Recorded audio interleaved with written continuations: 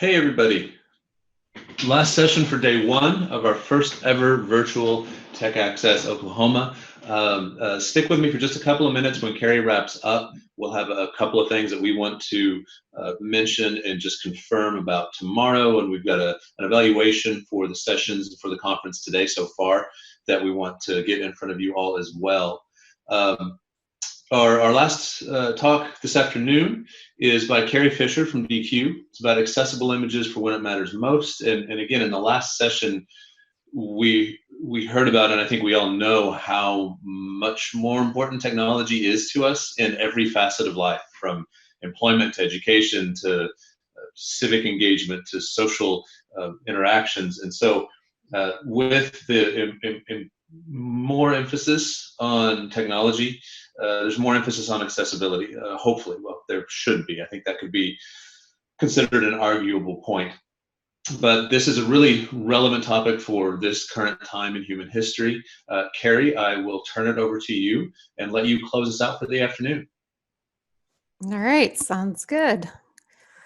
Give me 1 second to share my screen. Can everyone hear me okay? Let me see if I got the chat up. All right, cool. So thanks, Rob. As you mentioned, my name is Carie Fisher. But first, I want to say thank you, Rob, and TechAccess Oklahoma team for having me here today to talk about how to make images more accessible. I am the other Carie Fisher. I work for DQ. I'm a senior accessibility consultant and trainer. There's some information if you want to contact me, and I'll repost those at the end too, just in case. So when it comes to informing public about critical health issues, we know, lately we know timing is everything, right? The information you consume today could literally save your life tomorrow. And with more than 65% of the population being visual learners, meaning that they can learn and remember best through visual communications, the job of creating and sharing accessible images has never been more important. This is especially true for public service announcements. I'm going to call them PSAs for short, and they're aimed at providing crucial and urgent information to the public. But what happens when your users have visual impairments or dyslexia or cognitive disorders? How do people with these disabilities and others receive and understand visual information? So essentially what elements make an image accessible or inaccessible? To help you produce more accessible images, we're going to go over some different types of images and their corresponding messages. A lot of times you hear that called as alternative text. Then we're going to dive into some real-world examples of inaccessible images and discuss which elements matter most when critical message needs to reach everyone. And I group those by color and contrast, topography and layout, and copy and icons. So first up, let's talk about the different types of images and how to provide alternative information about your images to your users. The World Health Organization estimates there are about 39 million people who are legally blind and about 246 million who have low vision worldwide. So that's about a total of 285 million people who might be using an assistive technology device like a screen reader to understand your image. So this is a huge piece of your audience that you're forgetting if you're not thinking about your image alt message. But before we get into those methods on how the message will be delivered, we need to take one step back before and think about the why of the image. So first off, what is the purpose of your image? Then I think about it, is it to enrich or is it to inform? If it's to inform, what is the next step you want your user to take? Do you want them to take an action? Are you just giving a message? And if you're giving a message, what type of message are you giving? Is it a simple message? Maybe it's complex, or maybe it's emotional. By asking these questions and saying basically what type of image is this, what kind of message is this image trying to convey, it'll help you determine what is the best way to convey the image information to a person using assistive tech device. So this is a tool like that I do this is a brain map essentially, but there are online tools such as the WCAG has an image decision tree that I really like. So a lot of tools, and I'll post some links after this as well. Or if decision trees are not your thing, you can do like what I do, and you can just imagine, use your imagination, and poof, the image has disappeared. And then ask yourself, do I understand the content that remains? If the answer is yes, the image is considered decorative. If not, the image is informative and contextually necessary. So now let's just look at a couple of quick examples. This is a decorative image. We have a giant letter S, it's orange gradient, and it's got a drawing of like a black cat with some green eyes. And then to the right of that, there's some text about an article. So what happens when we move that drop cap illustration? What changes? Certainly there are visual differences, like the cat is not there anymore, but no real information is lost. So we could consider that decorative. If we look at the code, we can see that this particular case, they're using both ARIA hidden true and an empty null alt text, so alt equals empty. This kind of redundancy is not necessary to make it accessible. I'm just showing you a real world example, and this is how they did it. In this particular case, it's not harmful because the ARIA hidden is hiding just the image and no other context.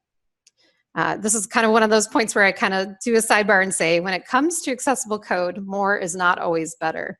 So definitely use it wisely. So the big takeaway for decorative images, if you decide your image is decorative, then programmatically the image needs to be hidden. And there are multiple ways to hide images. One we already saw was the empty null alt. So again, this is not to be confused with a missing alt attribute. That means the ALT is the alt attribute. So it needs to be there, and it sends a message to a screen reader when it's empty that, hey, this is decorative, you can skip over it, you don't need this information. Another way we could use is ARIA, and we saw that one on ARIA hidden equals true on the last example. We have the image role equals presentation and the image role equals none. So the presentation and the none also tell the AT, ignore this. Same with ARIA hidden true. Little asterisk there because you have to be cautious. When you apply it, it removes the entire element from the accessibility API. So if you put it on a div and it actually is content or text that you want to have for your AT users, it's too bad it's gone, right? So you have to make sure that you use that one wisely. Another way, CSS, our friend that we know and love, background image, or icon fonts, right?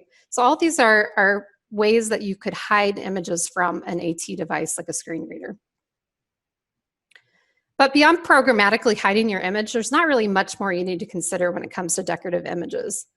But if you're saying, wait, what about X? How about Y?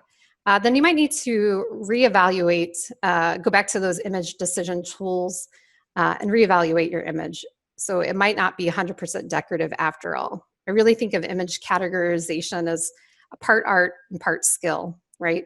And I find the most difficult one for some people are the emotional or moods based images. So it's a little bit subjective, right? If you're showing a picture of a person on a motorcycle and the wind is in their hair and they're driving down the road, right? Like, is that a feeling you're trying to convey to your user because you're selling motorcycles? Or maybe that is a just decorative showing like summertime fun, right? So again, context is key, and just use your best judgment. Okay, so moving on from decorative, let's look at informative image. So here we're going to use an example of an informative image. The following is the DQ logo. So up in the top left hand corner, we see a little logo. And we asked the same question we did before. Does the context or content change if this image is missing? So I just removed that logo, and all of a sudden it's like, okay, we see the word DQ later on the page, but otherwise, do we know this is actually a page for this particular company? In this particular case, the logo is actually both informative and actionable. It's kind of has a dual purpose. Most logos have that dual purpose as well. So again, real world example here of a informative image, and we inspect it, and we can see a lot kind of going on here. The 2 points that I want to show you here are the title ID equals DQ logo desktop, and then it's got a title. And then also there's a span class called SR-only. And it's presumably linked to CSS that is basically for screen readers only. So if I was actually firing up an AT device on our site, I probably would hear DQ because that's what's in that span class. But then I'd also hear the title, which is DQ logo, which is a little bit redundant. But again, this is a real world example. So for AT devices to understand the message and the intent of an image, informative images must have programmatically discernible alternative text. Typically, this is accomplished using something like the image alt equals some description, right? But there's also alternative ways to add image information, including ARIA label equals. ARIA labeled by, this ID is linked to, and that's why it's kind of in a bracket there, it's linked to a for. So there's another element that's describing it. Maybe it is a span or a P or div or something that's explaining what that ID is. And lastly, you know, HTML. I don't feel like people remember that. So HTML markup text. So if it's in HTML in whatever method, whatever framework you're using, if it's able to, the AT is able to read it, you can have that visible to all your users, or you can hide it and just show it like we saw in the screen reader only example. So there's a lot of different ways that you can do that. That's with the image tag. And I just wanted to do a quick shout out to SVGs. They're a little bit different, but I'm a big fan of them. If you want to talk SVGs later, I can get into that a little bit more. But there is not really a traditional alt. And it's also important that if you're using your SVGs for informative images, you need to make sure that role equals image. Typically what you do for SVGs is you could use an ARIA label, ARIA labeled by, but often I see these kind of tags, for lack of a better term, like title, text, and description.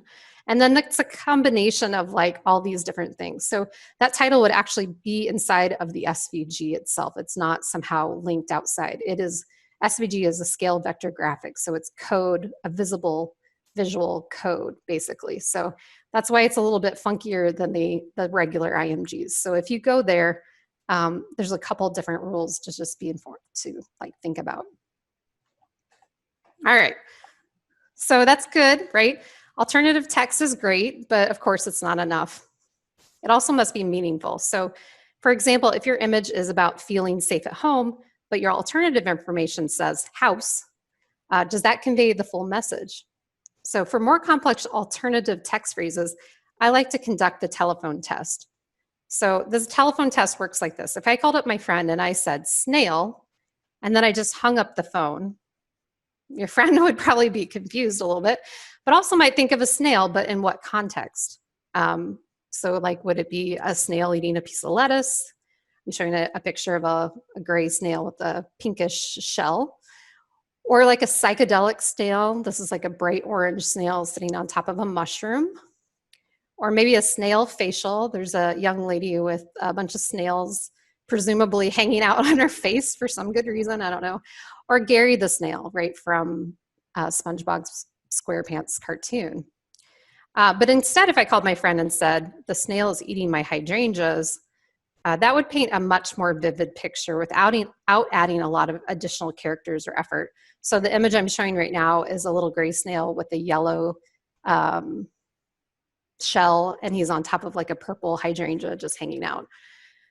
Very beautiful, but also very dangerous to your hydrangeas. Of course, like your AT user would be able to hear this, like the snail's eating my hydrangeas, but I don't want to go overboard. I don't want to say what I just described to the image. So when I describe my slides, it's in case there's anyone with visual disabilities, I want to make sure that they're part of the story here too. But if I said that many characters describing the scene in that much detail, that's a lot, right? So it's suggested, we usually suggest between 150 characters, 250. I've seen kind of the number fluctuate by organization, but basically limit your alternative text. So, and if you need to add more context to the image, like maybe this is an infographic, there are more descriptive patterns or methods I'd want to be using to add that additional detail. So It is important to note that there is a world beyond image alt. So image alt is important, but I feel like in the accessibility community, we talk about that a lot, and we kind of ignore all the other things that we could be doing. So this addresses a lot of the needs of screen reader or AT users, but a lot of people with disabilities don't rely on screen readers. They may use other AT devices like just browser resizing or customized style sheets or magnification software to help them see what is on the screen. So for these people, screen reader output is probably not as important to them as other image elements like color, contrast, topography, layout, and copy and icons, which is why we focus on that in the last half of this. All right. So this is a real PSA. This is a United Nations PSA, and what it is a hand, and it's got a bunch of safety, or not safety pins, but straight pins glued to a person's hand, but the safety pins or the straight pins are pointing out, and it says, avoid touching your face. So that definitely sends a clear message without any kind of context, right? So let's look beyond that. Let's think about that, that kind of context. Let's think beyond the image alts and consider some additional image elements for using the real world PSA examples. So in each example, we'll look at the image through the lens of a different type of disability, keeping in mind like some of the simulators and tools that I talk about may not be representative of an individual's true experience, but collectively using such tools, we can begin to build empathy into our designs and kind of think about it from a different point of view and really consider the different ways our images are being consumed. And also a caveat here is like asterisks here is just to be clear, the following examples are illustrative and educational purposes only, and definitely not meant to call out or otherwise pass judgment on anything. And there also might be multiple issues per example, but we're just gonna focus on one at a time because we'd be here all day probably if it went too deep. But there's a lot of opportunities for improvements in the area of digital communications. And so when the dust settles on all of these things and maybe 2020 is done, maybe in 2021 we can review these things again from an accessibility point of view. All right, so the beating heart of design arguably is color. And if color is heart of design, then contrast is definitely the muscle. So without good color contrast levels in place, elements like words, icons, and other graphical shapes are hard to discern, and the design can quickly become inaccessible. We've already seen that a lot today in some of the other talks as well. So what happens when you perceive color and contrast differently than others? Does the same message and intent come through? How do we reach the people with color sensing issues such as color blindness? It is estimated that over 300 million people worldwide are colorblind, and that's a lot of people and experiences to consider. But color and contrast also affects people with partial sight, older adults. I just learned that recently. As you get older, apparently you lose senses of color. It's interesting. And people in certain situations, like we've all been in a situation, we call it temporary disabilities or situational disabilities, like low lighting in a room or screen glare from the sun, right? And we can't actually read what's on the page or see what color something is on our computer. So the number of people who actually you could reach with color and contrast is much higher than even just this huge number right here of 300 million people. All right. So here's the first example. This is a PSA from the Centers of Disease Control and Prevention, for short CDC, and then the nonprofit group called the Ad Council. The Ad Council has been around forever. It's one of the oldest and most prolific producers of such material in the US. So kind of a big deal. This particular group of PSAs have been created for the higher risk individuals for COVID-19. So not only is it just for COVID-19, these are the ones that they think are most likely, individuals most likely to contract this virus. So these are really important PSAs. And visually, they are pretty striking. Right now, I'm seeing a collection of 6. I'm not really quite sure why that last one is tan. The last one's tan with white text, but the other ones are utilizing like a tealish color and some variants of a lighter teal, and then a salmon color, I would say, or pinkish color, and then again, a tan color. So they all kind of mix and match. They go well together. They are visually striking, but when you test them against the background text against the text against the background in these images, many of the combinations straight up just do not pass the Web Content Accessibility Guidelines color contrast ratios. That's true even right here. But when we add some of these simulators for color blindness and low vision, you're going to see the contrast ratios get even worse. So let's just take a look at that. All right, so I'm using the Chrome Lens extension, and it's simulating color blindness. So this tool includes a lens vision simulator, which transforms the colors on a website or a visual item, simulating what a colorblind person might see. So this first one, we're seeing the simulated color PSA of a red-green color blindness. So if we're non-visual, what we're seeing is the salmon, what was it? The teal turned into a purple and various shades of that. And the salmon kind of turned into this chartreuse or lime green kind of color, right? And that tan one in the bottom, that like kind of leftover one still kind of looks tan. So if we simulate the PSA with a red wheat color blindness, we see another change, right? Again, the teal turned into a blue and the salmon color turned into orange. The tan is still kind of tan. If we look at this using a simulator called No Coffee Vision Simulator, we can see how the PSA might look to someone with low vision, and then the next one is cataracts. So the actual color didn't change, but just some of that contrast has changed because of the visual field changed, right? Either the focus was a little bit out, or in the case of a cataract, you can have kind of floaters or different ways that dots and things like that, making the view a little bit more difficult. So going back, so this is the color contrast analyzer. Again, I think the last group talked about this tool is my favorite. It is not a DQ product, but it's my favorite, so I always talk about it. It's from the Pasiello group, and it is cool because not only can it pick up hex, it can also pick up and web and anything related to web.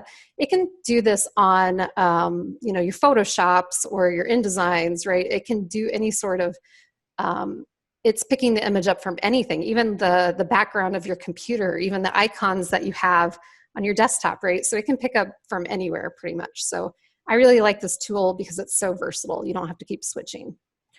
So this is showing one of the PSAs, and we see, again, without any sort of simulation for blindness, color blindness, or low vision, our ratios are awful, right? So the word have against the background, we have a 1.26 to 1, and the word diabetes against the background is a 1.86 to 1. And again, since this is pretty large text, again, context of like where you get this, the text size might be a little bit differently if you're looking at it on a mobile device, but it's pretty large. So I'd want it to meet the 3 to 1. So that's not even that difficult to do. When we applied the red-green color blindness, our ratios changed to 1.07 to 1 for the word have and 1.27 to 1 for diabetes. Again, if we did the red week, we see it goes to 1.15 to 1 and 1.52 to 1. So not 3 to 1, even anywhere close.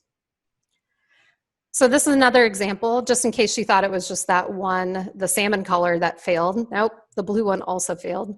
The tan one failed as well, they all failed. But this one is showing the contrast ratio of 1.33 to 1 for the word undergoing, and a contrast ratio of 1.99 to 1 for the words cancer treatment.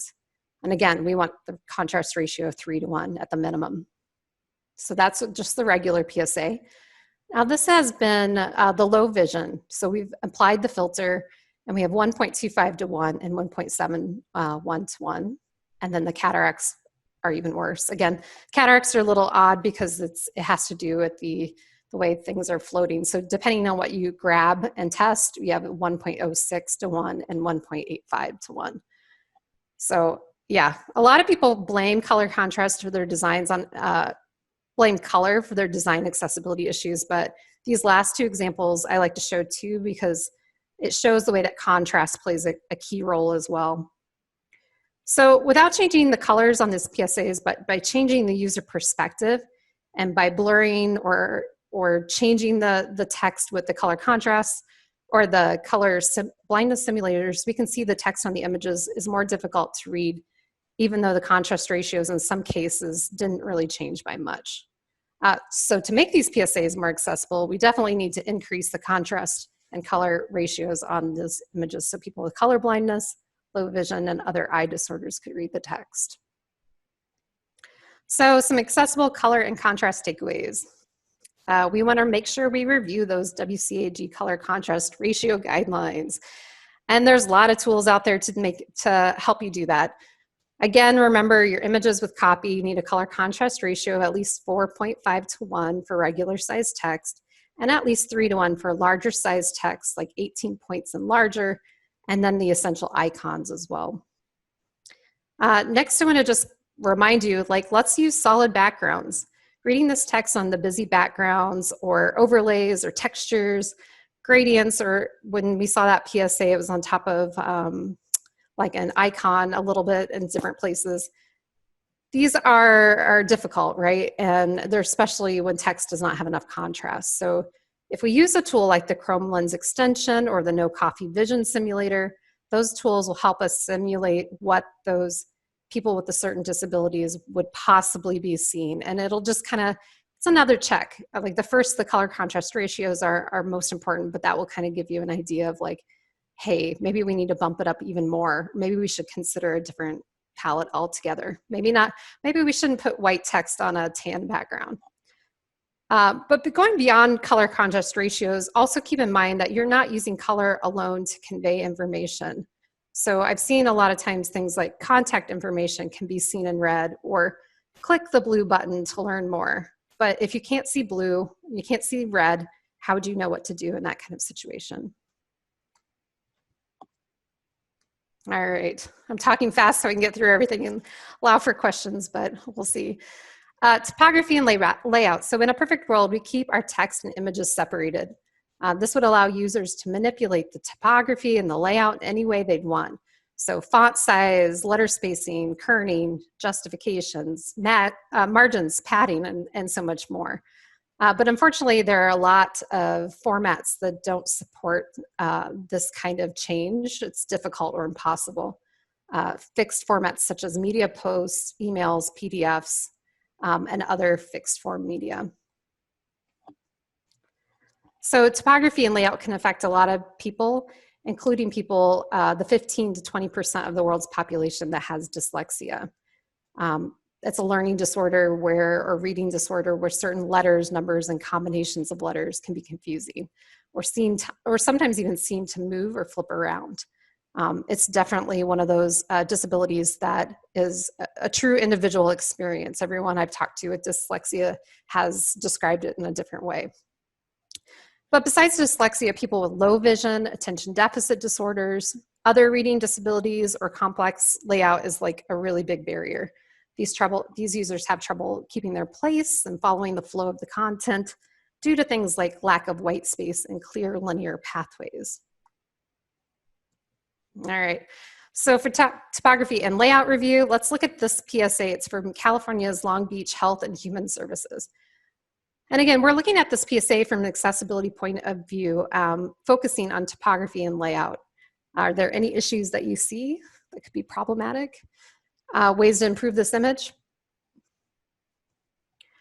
So I'll show you what I found. There's probably even more, so let me know if you find something I didn't find. But first of all, are these hand-drawn red lines.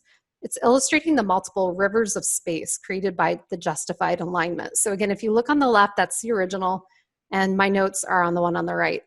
So that's really hard for people with again, dyslexia or attention deficit disorder to follow along, right? These rivers of space, rivers of white can be difficult and distracting and cause people to jump lines pretty easily. So definitely don't do that. The blue dotted boxes, these are outlining 6 different layout changes. So I'm not sure why a PDF needs to have like 6 different types of layouts, right? Every time you come to a new block, a different kind of layout, you cognitively have to process what that means, right? And so if you're repeating patterns, it's a lot more easy to understand the content and the context, the actual words, right, that are on the page versus having to like figure out, you know, even if it's a split second, right, even if you're not consciously knowing that you're even doing it, it does take a little bit more processing if you are shown different kind of layouts time and time again. So definitely pointing that out. Now I have some peak numbers on the screen, and these are highlighting the 14 different typography treatments discovered. So that's ignoring the logo. I kind of exempt them. So some changes are more obvious, like font family or color changes, but some are more subtle, like we talked about the alignment, right? Or size or weight changes in the typography. And then I added these like green question marks. I have difficulty understanding what this equation means. Cognitively, this is a big high load cognitive processing that has to happen. Like, what is this or? What is the plus, right? And going back to dyslexia, it's not just words. Some forms of dyslexia and I forget, dyscalculia, I think is what it's called. I probably said that wrong, but it's like people can't understand equations. Like math is just impossible for them, even easy math like 2 + 2, right? So why did we introduce additional complexity in this particular case? And this last one here are the black lines and dots. So this is kind of like think of it as kind of a UX eye tracking test. So it's sort of like a eye heat map you've probably seen on websites, right? This is a predicted order that you would take reading an English document in America, top to bottom, left to right. And the typical equation flow here, we have X + Y = Z. So again, we kind of have a zigzaggy pattern that kind of comes into play here as well. Oh, that's just all of it, just to make you feel a little bit more overwhelmed with the topography and layout there on for that one. So here's another one. Here's a PSA from the Health Department of Prince George County in Maryland. I'll go a little bit faster on this one so I can catch up. Unedited PSA on the left. And here we go on the right. So this one, it didn't have the justification problem that the other one, so the rivers of white aren't an issue, but we do have 9 different layout changes. So again, thinking about patterns, right? If you look at these, they're either, they look similar, but we have differences in height and width, placement of the numbers, placement of the text, placement of the icons, right? So it's each one we're trying to kind of figure out. And then for the numbers, here we have green numbers. The pink ones didn't stand out as much on this particular PSA. But these are 11 different typography treatments, ignoring the logos. Font family changes, color changes, that sort of thing. And this one I think is most impressive here when we talk about the expected 10 points of visual interest in like a UX eye tracking test based on, again, on left to right, top to bottom. And in this particular case, we also have numbers. So the expected pathway is that we're going to kind of start at the top and then we're going to kind of follow the numbers, right? So that creates a huge zigzaggy pattern throughout the process, right? It takes a lot of effort to go through the steps versus if it was more linear. Here's all of it. So this last one, you know, a lot of the examples we've seen so far, topography changes, the layouts are complex, but now let's review a much cleaner PSA. This one comes from Prevention Action Alliance from Columbus, Ohio. So again, on the left, we have the original. And then on the right, we have only 3 different layout changes. So yeah, and the bottom one has the logos in it. So you could almost even argue there's only 2 layout changes. Believe it or not, there's only 1 font family used throughout this whole PSA, again, ignoring the logos. That is just differences in weight, differences in color, and that's about it. Everything else is just like the weight and the color and the size. So much cleaner. And obviously a very linear pattern, right? We have 8 points of visual interest in that UX tracking.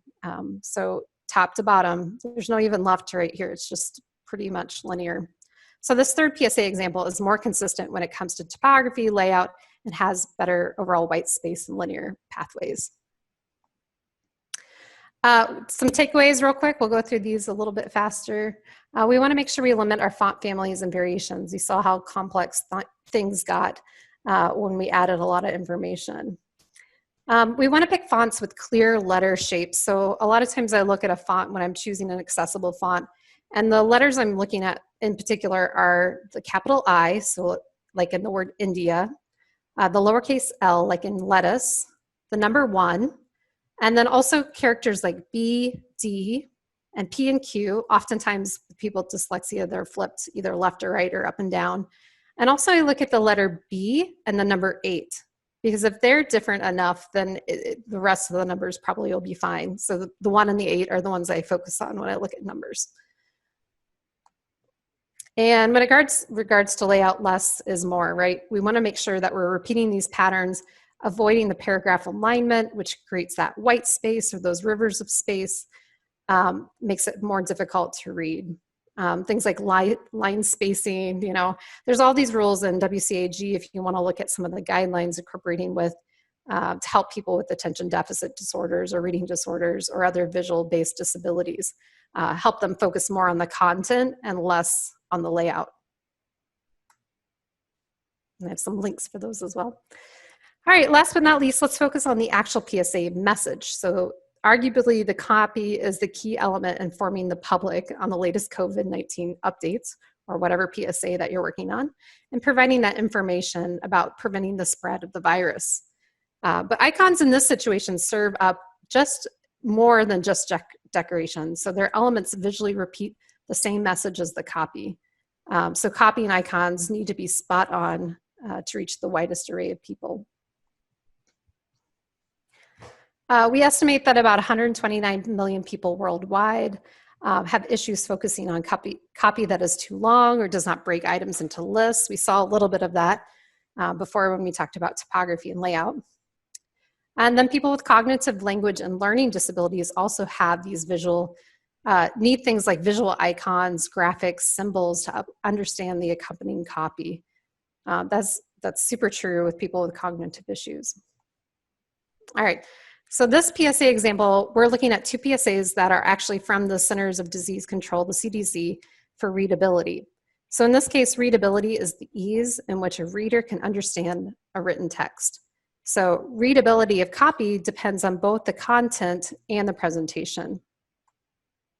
So we'll start with this one first. And I bet you know what's going to happen next, right? Is that if we evaluate this, we're using tools like readability test. There's a bunch of them out there. But the main one I'm looking at is the Fleisch-Kincaid reading ease level and the grade level. I'm looking at both of those. There's additional levels and scores here that we can see as well. So if we focus on those in particular, we know that this PSA has 388 words, and we have a grade level of 9. And the Fleisch-Kincaid reading ease level is out of 100. The lower the number, the more difficult the copy is to read. So for reference, like a reading ease score of like 60 to 70 is considered acceptable for basic web copy. In this particular case, this falls in that range, has 64.6, and the grade level of 9 is also spot on. So in addition to these metrics, I'm also looking for number of complex words and how often I see them. So in this case, we have 35 complex words, and that's represents about 9% of the total copy. So definitely falls within all the guidelines we would say for accessible copy, but as you might have guessed, we can do it a little bit better, right? We can get a little bit more succinct, less complex words, right? We can do better. So if I ran this one, just the copy in these tools, the readability tools, and this one is also the CDC called Stop the Spread of Germs. It has a lot more imagery and a lot less text. So if we evaluate the main copy, we see our copy now has a total of only 90 words and the average grade level of 6. So we dropped at least 3 levels, and the Fleisch-Kincaid reading ease of 83.6. If we talk about complex words, we're just down to a measly 4, and that represents 4% of the overall PSA. So compared to the first PSA, this PSA has 298 fewer words. It's easier to read by 3 grade levels, has an reading ease level of 19 points increased, and overall just less complex. So based on these numbers, we can kind of extrapolate that the second PSA is probably more inclusive than the first if we're looking and focusing just on the copy and the readability. But testing the readability of copy isn't the only way to measure the effectiveness of a PSA when it comes to message accessibility. Another element we need to look at are the icons accompanying the copy. So if we're presented only the icons, is the same message still received? I actually love this exercise. I want to do a whole talk just on icons and their meanings, but and I wish that we could talk back and forth a little bit more, because based on these icons alone, what message is this image trying to convey about riding your bicycle safely during COVID-19? This is from the European Cyclist Federation. And I did this with a bunch of coworkers and my kids, and I said, hey, tell me what this means, right? I had this exact image. So what we're seeing on the screen right now are a bunch of yellow icons, and the text is hidden underneath the icons. So we don't really know what those icons mean. And of all the ones, the bottom middle one had two people and an arrow between them, that was the only one that was consistently identified. The rest of them were not gotten. The wash your hands, actually one coworker did get the wash your hands. So the first one is seek your government advice and respect local rules. And it has the icon of an eye in a circle. And once you see the text, sometimes the icons make a little bit more sense. It's that content and context, right? But again, alone, did the icons give you the same message that you're seeing when the text is added? Here's another one. So this is Pennsylvania Department of Health. Same exercise as before. Without the icon copy, can you understand the message? And this one, for people, again, with visual disability, we're seeing, it says the words, how do I prepare, create a home emergency kit? And it's got a bunch of icons that are pretty recognizable. Again, when I did this with my coworkers and my kids struggled with the top 1, 2, 3 and the first one on the bottom, because they both look like medicine. So they were a little confused on what that was. But if we show that, one is medications and the other one is a first aid kit. So again, you might not have gotten all 8 of them, but you probably got at least 6 or 7 just by the icons alone with no text. So that was a lot of text, right, accompanying the icons. But what if the message is just one big icon, right? And you don't know English, or you don't know whatever language it is on the PSA. So here's an edited PSA. The source is the WHO, but Canva is the person who drew it. Not Canva's the business, but so when I first saw this, and again, I showed this to a bunch of people, it's like, what is this? And a lot of things that I heard was PSA on bullying. Like, it almost looks like that. There's 3 people in the background on a kind of a red background, and then there's a guy that you see up close. And it almost looks like that the group of 3 is talking about this man.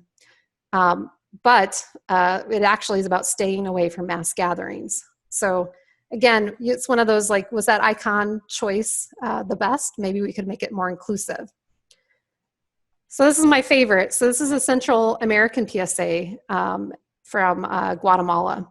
And even if you don't know Spanish fluently, like I do not, I can pretty much tell, like, I need to keep at least 2 meters away from the other person. And the translation here is, if you encounter each other in the street and you don't know the proper social distance, imagine there's a Central American tapir between you and the other person, which is pretty cute. But if you're not into tapirs, you don't know what that is, you don't know what meters are, we have this other one here from the Minnesota Department of Health. And it's a picture of 2 people, a female figure and a male figure, and a bicycle and the number 6 feet with an arrow. And obviously it means stay 6 feet away from each other, right?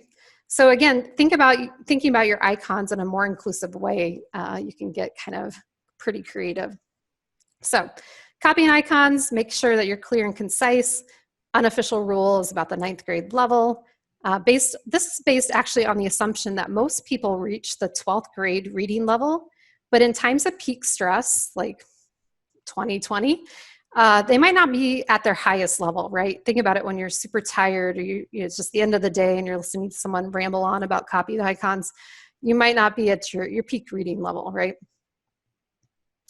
Try and use plain language and voice technical jargon whenever possible. So acronyms, abbreviations, unusual words.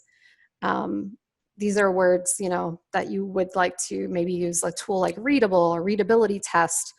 I also use Hemingway Editor a lot, or Grammarly, to make sure that I'm using, making complete sentences and using the most succinct method to communicate. And then lastly here for copying icons, make sure that you use icons, graphics, and symbols to supplement your copy whenever possible. Adding that kind of imagery allows you to break down some of those language and cognitive barriers. And it allows your typography and all the things that we talked about earlier about typography, gives it a little bit of a break. So if you choose an inaccessible font and it's hard for someone to read, but they can see that icon, and that icon is common and doesn't require a lot of thought, like we saw in the European Bicycle Federation, then it will help solidify the message that you're trying to send.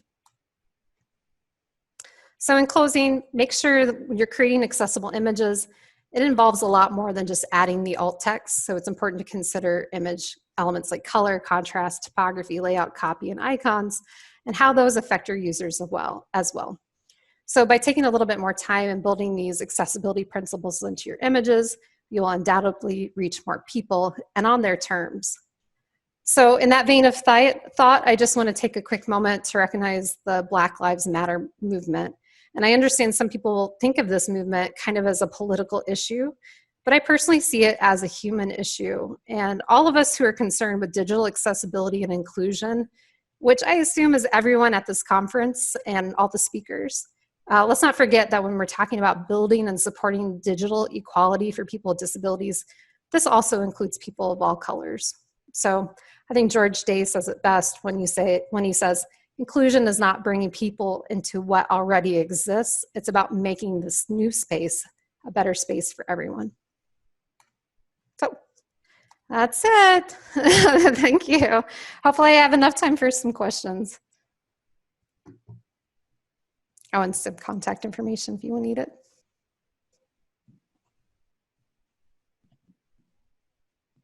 Yeah, we definitely have time. So if anybody has any questions for Carie, then feel free to put them in the chat or the Q&A, and we're monitoring those. And we got the Slack, so we've got options for you.